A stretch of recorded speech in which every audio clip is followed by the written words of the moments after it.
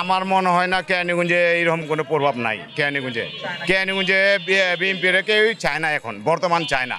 সকল কেরানীগঞ্জের মধ্যে শাহিন ভাইয়ের বিকল্প প্রার্থী নাই, পুরা কেরানীগঞ্জের মধ্যে।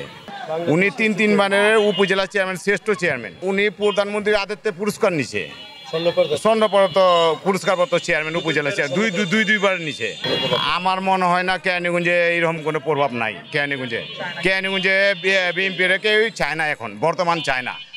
আর আমার আবারও আপনার সাথে যুক্ত হব যে আপনারা 8 তারিখে কি দেখতে আসছেন? আমরা 8 তারিখে বিজয় ছাড়া আর কিছুই দেখতেছি না। শাহিন ভাইয়ের কোনো বিকল্প প্রার্থী কেরানীগঞ্জে এখনো তৈরি হয় নাই, আর আমরা চাই শাহিন ভাই আবার 3বার নির্বাচনে পাস করেছে, আবার আপনাদেরকে চারবার পাস করবে, এই আশাই রাখি। আর বাংলাদেশের শ্রেষ্ঠ উপজেলার চেয়ারম্যান তো আমরা কেরানীগঞ্জের, অর্থাৎ কোনো বিকল্প শাহিন ভাইয়ের কোনো বিকল্প হয় নাই। আর শাহিন ভাই ছাড়া আমরা কিছু ভাবতাছি না। কেরানীগঞ্জের মাটি শাহিন ভাইয়ের ঘাটি।